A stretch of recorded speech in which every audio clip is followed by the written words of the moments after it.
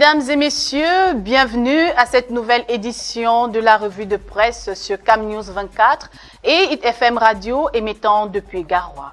Je suis Doudou Amadou Emeline et pour cette présentation, je serai accompagnée de Ghislain Kougan qui va vous plonger dans les faits saillants de l'actualité de ce jour. Ghislain Kougan, à toi.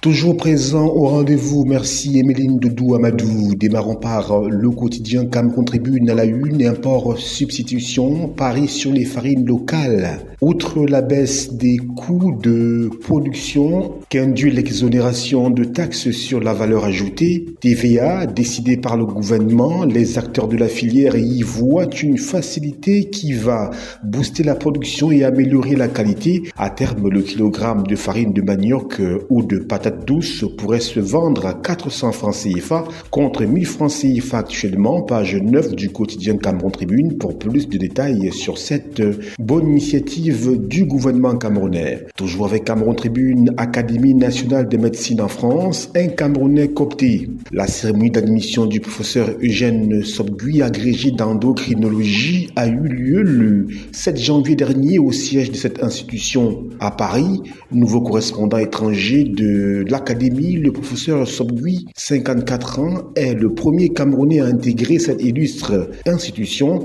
vieille de 200 ans, page 18 du journal Cameroun Tribune. Le tri-hebdomadaire d'Icalo, à la une présidentielle 2025, le gouvernement déplore la position de certains évêques. Le communiqué du ministre de la Communication René Emmanuel Sadi, en conclave à Boya, les hommes de Dieu demandent de ne pas perdre espoir.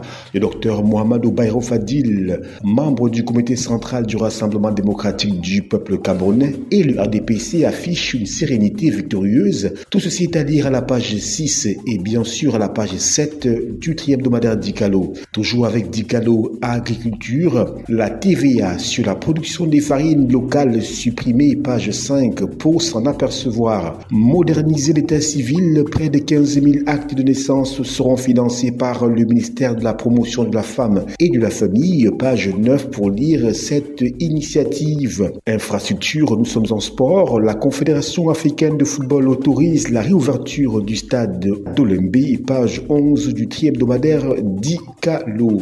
L'info à chaud à la une, appel des acteurs du football camerounais contre la décision du jury disciplinaire de la CAF relative à l'affaire Samuel Eto'o-Fils, président de l'Africa Foot. Pourquoi irrecevable? Pour l'interrogation, esquisse des réponses à la page 10 du journal L'info à chaud. Toujours avec l'info à chaud, nouveau siège de l'Assemblée nationale du Cameroun, baptisé Palais des Verts Poulbia, page 12 pour s'en apercevoir. Sans transition à notre quotidien, sur notre table émergence, à la une, contentieux, le mouvement pour la renaissance du Cameroun MRC traîne et des CAM devant le Conseil constitutionnel. En cause, la non-publication de la liste nationale au 30 décembre 2024, page 5 du journal Émergence. Assemblée nationale, le nouveau siège s'appelle Palais des Verts Paul Biya. Prélat contre Paul Biya, Monseigneur Andrew Kea en rajoute une couche dans les colonnes du journal Émergence. Toujours avec Émergence, CHAN 2024, le tirage au sort prévu le 15 janvier prochain.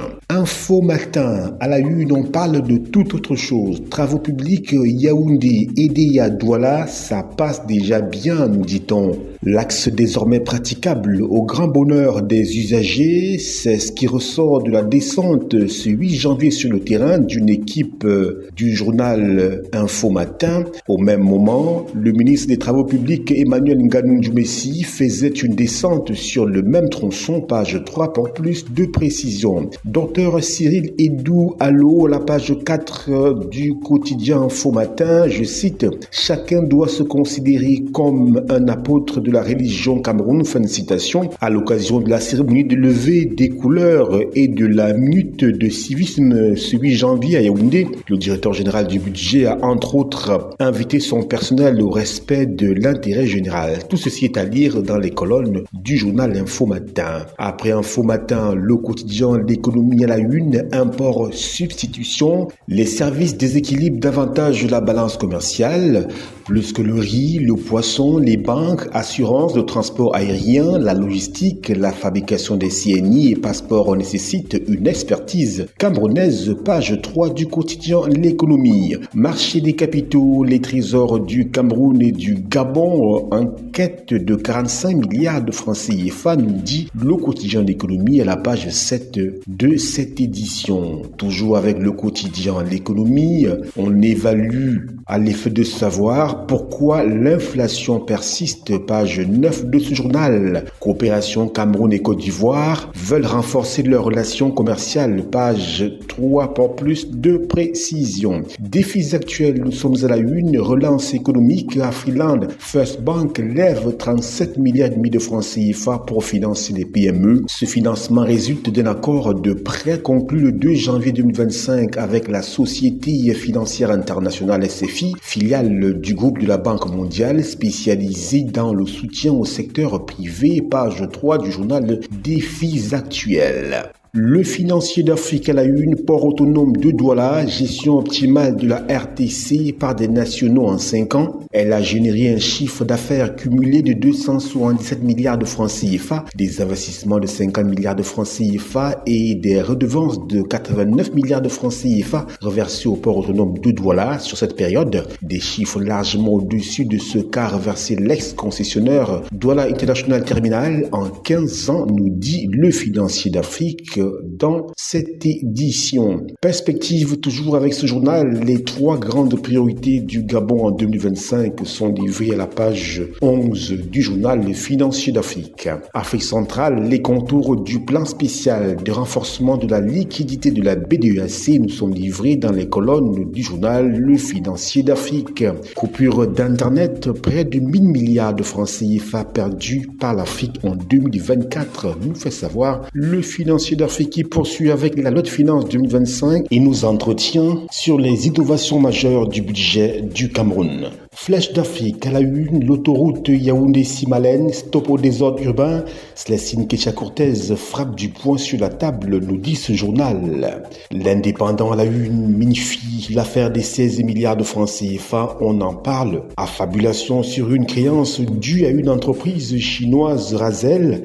Inconnu au bataillon, viré dans le compte d'une société écran appartenant à un créateur de richesse. À quelques mois de la présidentielle de 2025, des factions au sein du sérail fourbissent leurs armes dans la perspective du grand soir. Tout y passe, enquête bradée. Lanceur d'alerte de service, scandale et casseroles révélés, à qui mieux le temps des grandes manœuvres. Page 3 du journal L'Indépendant pour plus de précision. Bilan 2024 des forces de défense et de sécurité, satisfecit total du chef de l'État, chef des armées, à la page 12 du journal L'Indépendant. C'était bien évidemment à l'occasion de l'adresse du président Paul Biya à la nation le 31 décembre 2024.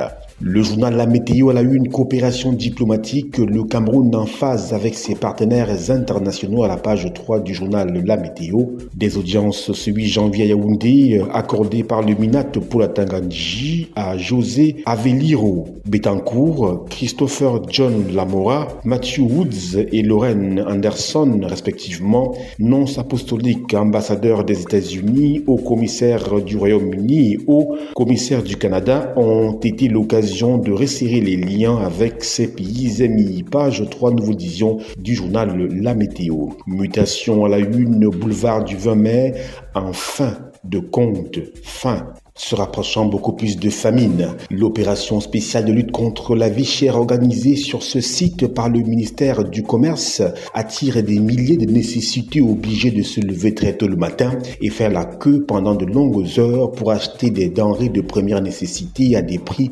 raisonnables. Page 9 du quotidien Mutation. À la page 7, après la sortie des évêques, le Minet reçoit le nonce apostolique. Assemblée nationale, page 7 toujours, le nouveau palais est baptisé Paul Biya, point d'interrogation, nous fait savoir le quotidien Mutation. Voilà, madame, monsieur, c'est la fin de la revue de presse sur ITFM et Cam News 24. Emeline Doudou Amadou, nous vous rendons l'antenne. Merci à toi, Ghislain Kougan, de nous avoir édifiés sur les grands sujets de l'actualité de ce jour. Merci également à Yves Tadiofo pour la réalisation. Merci surtout à vous de nous avoir suivis. Restez en compagnie de nos programmes sur Cam News 24 et ITFM Radio émettant depuis Garoua. À bientôt.